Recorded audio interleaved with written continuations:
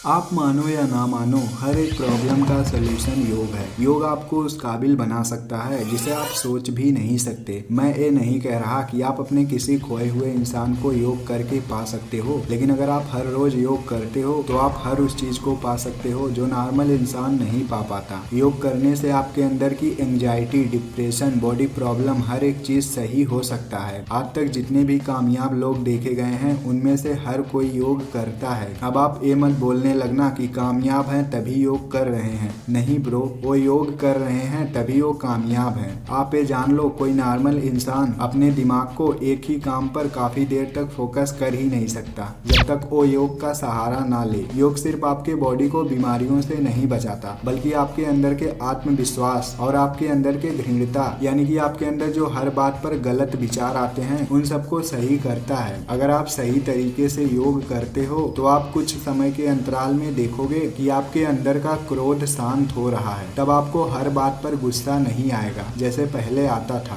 मैं तो बोलूंगा कि योग किसी वरदान से कम नहीं, योग प्रकृति का दिया हुआ ऐसा चमत्कार है जिसकी शुरुआत कब से हुई थी इसका कुछ पता नहीं। विकिपीडिया पर मौजूद इस आर्टिकल में लिखा गया है कि अगर हम योग के इतिहास पर दृष्टिपात करें तो इसके प्रारंभ या अंत का कोई प्रमाण नहीं मिलता, लेकिन योग का वर्णन सर्वप्रथम वेदों में मिलता है। ऋग्वेद के मंडल 1 सूत्र 18 मंत्र 7 में लिखा गया है, यस्मादिते न सिद्ध्यति यज्ञे विपस्थितस्य सधीना योग मिन्युति, अर्थात योग के बिना विद्वान का भी कोई यज्ञ कर्म सिद्ध नहीं होता। अगर आपको लगता है कि मैं बहुत विद्वान हूँ, मैं हर एक काम कर सकता हूँ, तो आपको गलत लगता है, क्योंकि अगर आप योग का सहारा नहीं लोगे तो आप किसी भी काम को बड़े लेवल पर नहीं कर सकते। छोटा मोटा जुगाड़ बस काम कर सकते हो, लेकिन अगर आपको बड़ी जीत चाहिए तो आपको योग करना पड़ेगा, क्योंकि योग ही आपके शरीर के साथ साथ आपके विचार को भी शुद्ध करता है। अगर आप अपनी जिंदगी में योग का सहारा नहीं लोगे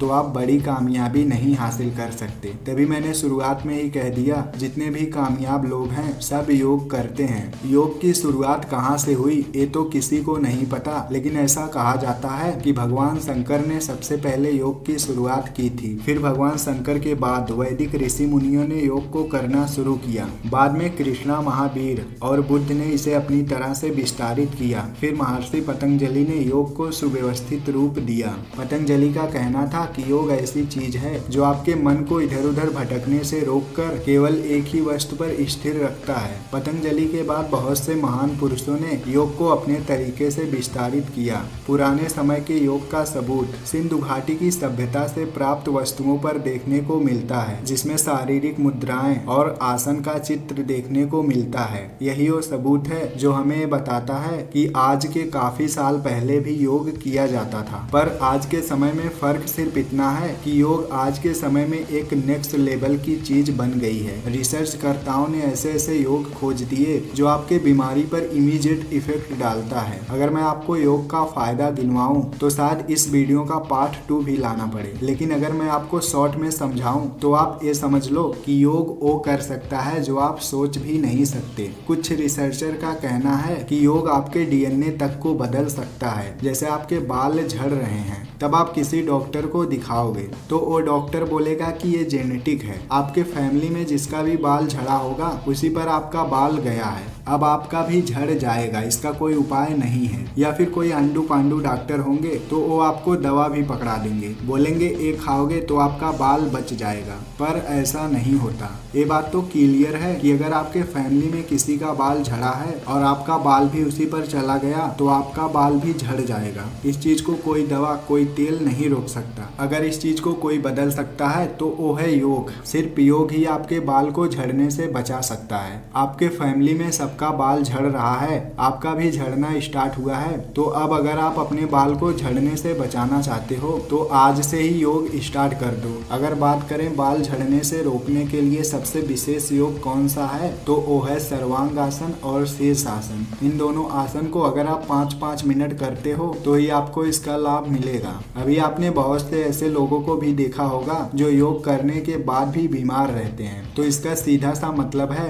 कि वो लोग योग को सही टाइम तक नहीं करते। मैंने भी बहुत से ऐसे लोगों को देखा है जो योग करने के बाद भी बीमार रहते हैं, पर उन्हें नहीं पता कि वो लोग योग को गलत ढंग से कर रहे हैं। और यही लोग ऐसे होते हैं जो योग के बारे में गलत अफवाह फैलाते हैं। बोलेंगे अरे भाई हम भी योग करते थे पर कोई लाभ नहीं मिला, इसीलिए हम छोड़ दिए। योगा वोगा करने से कोई लाभ नहीं मिलता। अगर आप भी इन्हीं में से हो तो आप ये समझ लो कि आप योग को सही ढंग से नहीं करते। अगर मैं आपसे पूछूं कि आप किस पोज में 1 मिनट तक रुकते थे तो आप यहीं से मात खा जाओगे, क्योंकि मैंने ऐसे लोगों को योग नहीं बल्कि जिम करते हुए देखा है। वो करेंगे योग ही लेकिन जिम की तरह, हाथ नचाएंगे, पैर पटकेंगे, शरीर को थोड़ा बहुत इधर उधर लटकाएंगे, बस हो गया उनका योग। पर उन्हें कौन समझाए कि आप योग नहीं बल्कि जिम कर रहे हो। योग करने का मतलब है कि आप एक ही पोज में कम से कम 1 मिनट तक ठहरो। जो आप जल्दी जल्दी इधर उधर लटक कर देते हो वो योग नहीं होता, वो जिम होता है। जिम करने से आपकी बॉडी बनती है, बीमारियां नहीं ठीक होती। योग करने के लिए हमें ठहरना पड़ता है। आप किसी भी पोज का योग करो लेकिन उसमें आप कम से कम 1 मिनट तक ठहरो।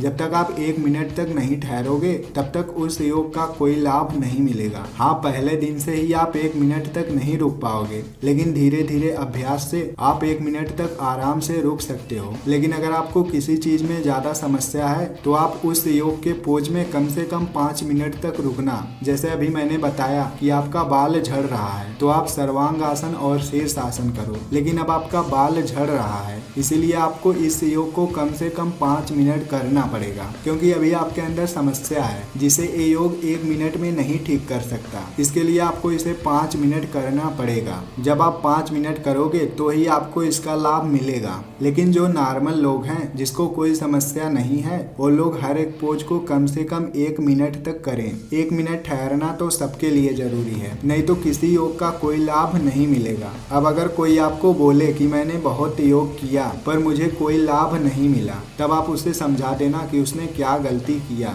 योग के बारे में एक चीज आपको ये समझना चाहिए कि जब भी आपको कोई समस्या हो तो आप उसके विरोधी योग मत करना। जैसे आपके गर्दन में दर्द है लेकिन आप शीर्षासन कर रहे हैं, तब आपके गर्दन का दर्द और भी बढ़ जाएगा, क्योंकि शीर्षासन से आपके गर्दन पर दबाव पड़ेगा। इसीलिए आपको उस योग को करना है जो आपके गर्दन के दर्द को ठीक करे। इसी तरह आपको हर उस योग को चेक कर लेना है जो सिर्फ आपकी समस्या को ठीक करे। अब ये नहीं रहे कि समस्या कुछ और है लेकिन योग आप उसके विरोध कर रहे हो। जैसे आपके कमर में पेन है तो आप आगे लटकने वाला योग करोगे तो वो पेन और बढ़ेगा। इसीलिए जब आपकी कमर में पेन हो तो आपको पीछे लटकने वाला योग करना है, ना कि आगे लटकने वाला। जब भी आपको कोई समस्या हो तो पहले आपको चेक कर लेना है कि उस समस्या के लिए कौन सा विशेष योग है। अगर आप गलत करोगे तो आपकी समस्या और बढ़ेगी। अगर आप सही योग करोगे तो योग आपको हर एक मामले में मजबूत बनाएगा। जब आप योग की शुरुआत करोगे तो शुरुआत में आपको दिक्कत आएगी, लेकिन अगर आप धीरे धीरे समझते बूझते हुए योग करोगे